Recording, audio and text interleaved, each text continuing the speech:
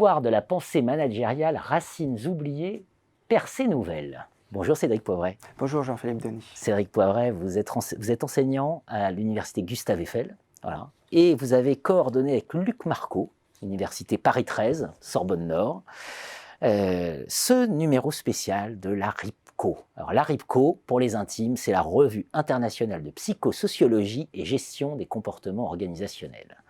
Numéro spécial consacré à l'histoire de la pensée managériale. Et très original, parce que vous traitez de la pensée francophone, notamment. Voilà. Tout à fait. Alors, d'abord, pourquoi s'être lancé dans ce projet?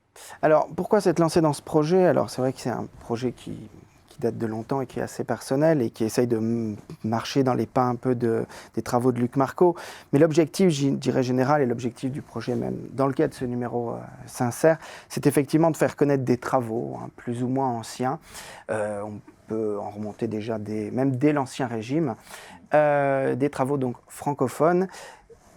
On peut partir donc de l'Ancien Régime pour aller effectivement même jusque dans les années 2000, et donc qui malheureusement ont été oubliés, effectivement, malheureusement, dans les cours traditionnels de théorie des organisations. Est-ce qu'on parle d'Émile Chesson? Est-ce qu'on parle de Maurice Bellhomme? Est-ce qu'on parle de Raoul Dautry, de Jeanne Aubert-Crière, qui était professeur à l'IAE de Rennes et qui est morte récemment?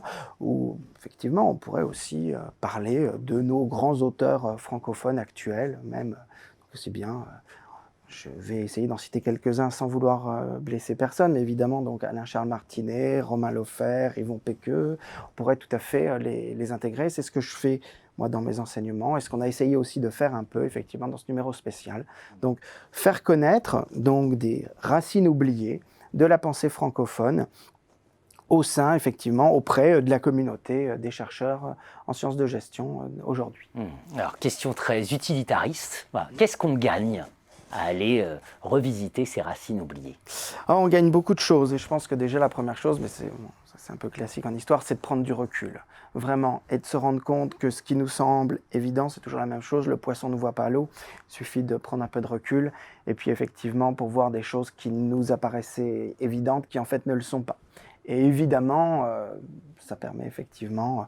Un certain nombre de travaux permettent de prendre du recul, de se rendre compte, par exemple, dans ce numéro spécial, on a un article de Cédric Neumann qui s'intéresse à l'informatique de gestion dans les années 60. Il est bien évident que les ordinateurs des années 60 n'ont pas grand-chose à voir, dans la pratique en tout cas, peut-être dans la théorie, oui, avec les ordinateurs d'aujourd'hui. Donc effectivement, c'est ça, déjà, prendre du recul, se rendre compte que ce qui nous semble évident ne l'est pas.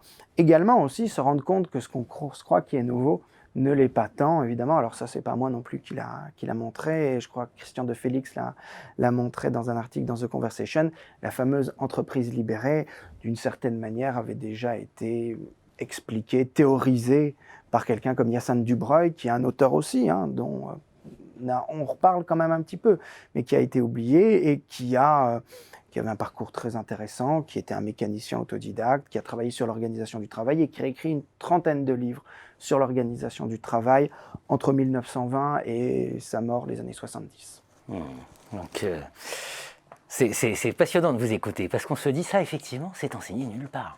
Nulle part.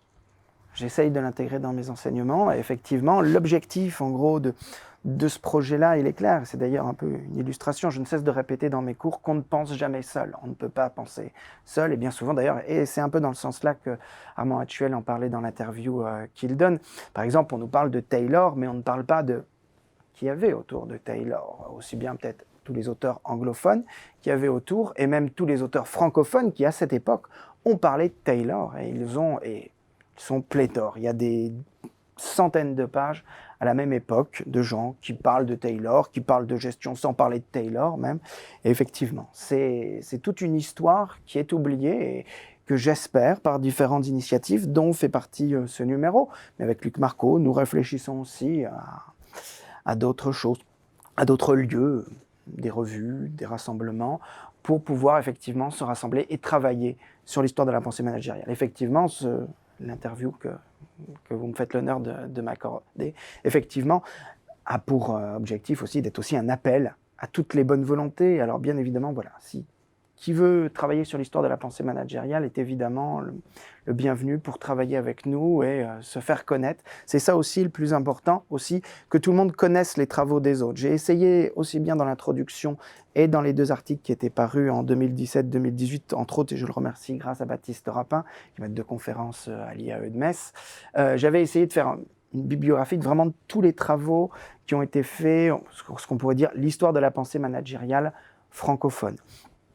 Mais effectivement, si d'autres personnes veulent continuer cette bibliographie et continuer à travailler avec nous, c'est évidemment avec joie et un grand intérêt qu'on les accueillera. Vous avez évoqué les grands auteurs francophones, vous en avez cité certains. Oui. Voilà, Martinet, Péqueux, etc. Une collection à venir aux éditions EMS qui va être l'occasion de leur rendre hommage. Je sais qu'elle est très attendue. Et parmi ces grands auteurs francophones, d'ailleurs, confidence pour confidence, il y aura Armand Hatchuel.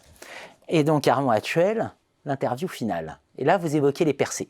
Enfin, il évoque les percées. Vous évoquez ensemble les percées.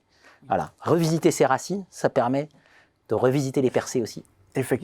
Évidemment, d'ailleurs, il fait le lien, donc pour reprendre, il fait un lien très clair entre donc le CGS, c'est quand même une œuvre, je dirais, de l'école des mines, et qui était professeur à l'école des mines de métallurgie, Frédéric Leplay, un des premiers d'ailleurs à employer le terme d'organisation du travail, effectivement, à parler alors de patronage, mais avec une vision peut-être très catholique, mais à parler effectivement, à donner des éléments de gestion déjà, et en lien avec l'industrie. Je vous laisse faire le lien avec le CGS, effectivement. On a effectivement une continuité, un phylum, pour reprendre l'expression qu'indique et qu'utilise évidemment le professeur Hatchuel, en parlant aussi effectivement, donc j'ai parlé de Taylor tout à l'heure, le grand propagateur de la pensée de Taylor en France au début du XXe siècle, c'est Henri Le Chatelier, professeur à l'école des mines. Le lien est fait. Revue internationale de psychosociologie et de gestion des comportements organisationnels, la RIPCO, c'est le numéro 64 2020. Une très belle revue et un très beau numéro. Merci à vous, Cédric Poivret. Merci Jean-Philippe Dany.